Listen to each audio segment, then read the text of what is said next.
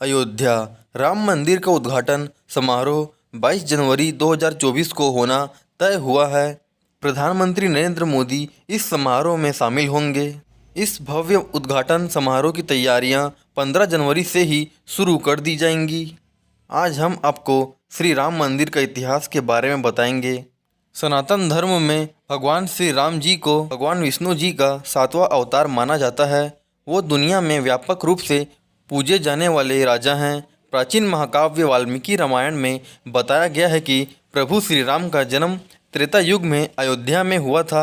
अयोध्या में जहाँ पर उनका जन्म हुआ था उस जगह को राम जन्मभूमि के नाम से जाना जाता है। कहा जाता है कि 15वीं शताब्दी में मुगल शासकों ने श्री राम जन्मभूमि पर एक मस्जिद का निर्माण करवाया था। सनातन धर्म के अनुयायियों का कहना है कि इस मस्जिद का निर्माण मुगलों ने राम जन्मभूमि पर मंदिर को खंडित करके करवाया था। हिंदुओं के इस दावे के बाद साल 1850 में इस मामले में विवाद होना शुरू हो गया था। इसके बाद कई बार विश्व हिंदू परिषद ने विवादित जगह पर राम मंदिर बनाने की घोषणा की। इसके लिए 1990 के दशक में विश्व हिंदू परिषद ने श्री राम लिखी ईंटें और धनराशि एकत्रित की। एक समय पर सरकार ने विश्व हिंदू परिषद को मंदिर बनाने की अनुमति दे दी थी, लेकिन कुछ कारणों की वजह से वहां मंदिर का निर्माण शुरू नहीं हो सका।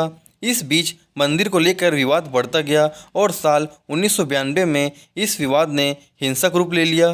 साल 1992 में बाबरी मस्जिद का विवादित ढांचा गिरा दिया गया। इसके बाद साल 2019 में भारत के सुप्रीम कोर्ट की 5 जजों की बेंच ने फैसला सुनाया कि विवादित जगह को सरकार एक ट्रस्ट को सौंप दें, जिसके बाद सरकार ने श्री राम जन्मभूमि तीर्थ क्षेत्र ट्रस्ट का गठन करके वह जमीन ट्रस्ट को सौंप दी है। ट्रस्ट ने मार्च 2020 में राम मंदिर का निर्माण कार्य शुरू किया, जिसके आगामी साल 2024 में पूरा होने की संभावना है। सबसे पहले राम मंदिर की डिजाइन साल 1988 में अहमदाबाद के सोमपुरा परिवार के द्वारा तैयार की गई थी।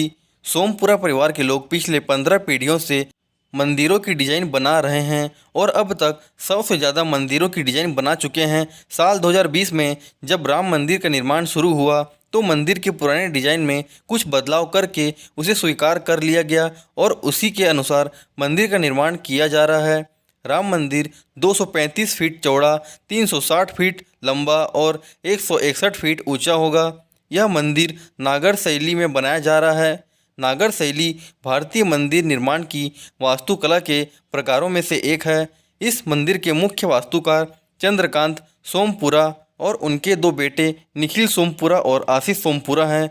वास्तुकारों ने मंदिर परिसर में प्रार्थना कक्ष, राम कथा कुंज, वैदिक पाठशाला, संत निवास, संग्रहालय और कैफेटेरिया को डिजाइन किया है। अयोध्या का राम मंदिर बेहद विशाल होगा। कहा जा रहा है कि जब यह मंदिर पूरी तरह से बनकर तैयार हो जाएगा तो यह दुनिया का तीसरा सबसे बड़ा हिंदू मंदिर होगा।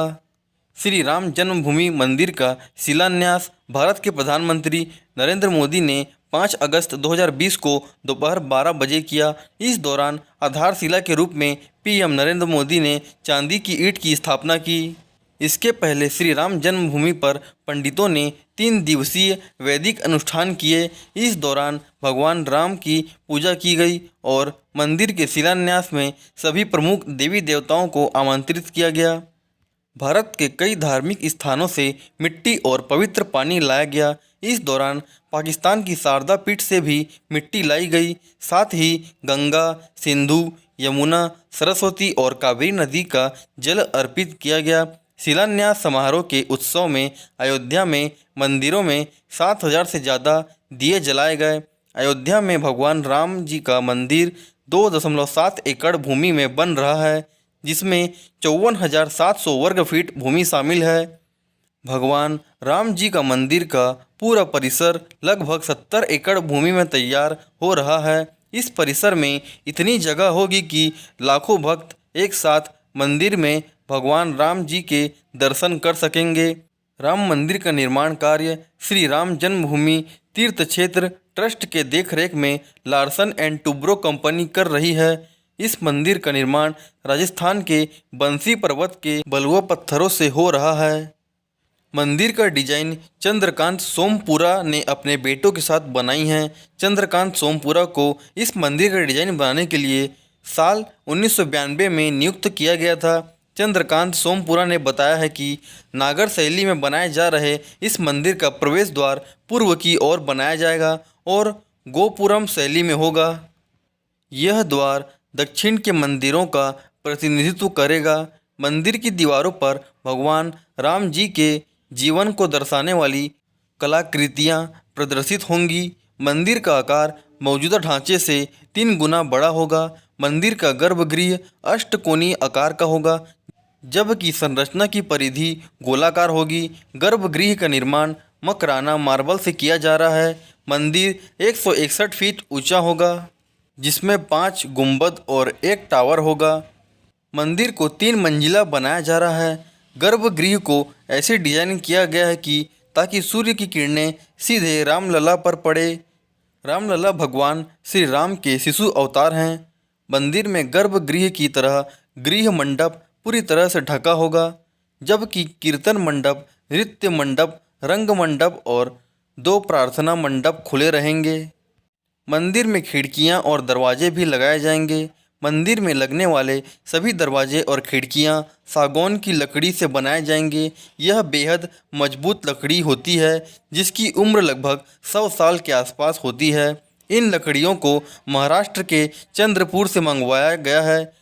खिड़की और दरवाजे कुशल कारीगरों के हाथों से बनाए जा रहे हैं।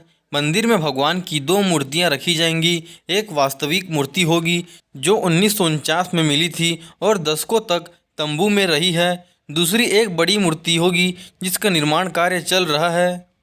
मूर्ति के निर्माण के लिए नेपाल से शालिग्राम की 2 शिलाएं अयोध्या लाई गई थी। ये शिलाएं नेपाल के मुस्तांग जिले में बह रही काली गंडकी नदी के तट से लाई गई थी। कहा जा रहा है कि शालिग्राम की यह शिलाएं 6 करोड़ साल पुरानी हैं। इन शिलाओं का वजन 26 टन और 14 टन है।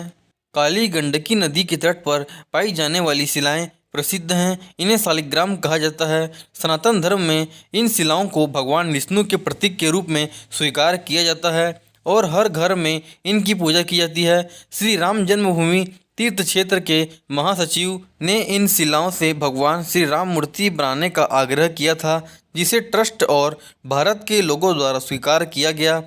मंदिर में 2100 किलो का एक विशाल घंटा लगाया जाएगा, जो 6 फुट ऊंचा और 5 फुट चौड़ा होगा। इसके अलावा मंदिर में विभिन्न आकार के 10 छोटे घंटे भी लगाए जाएंगे, जिनका वजन 500, 250, 100 किलो होगा। घंटों का निर्माण पीतल के साथ अन्य धातुओं को मिलाकर किया जाएगा।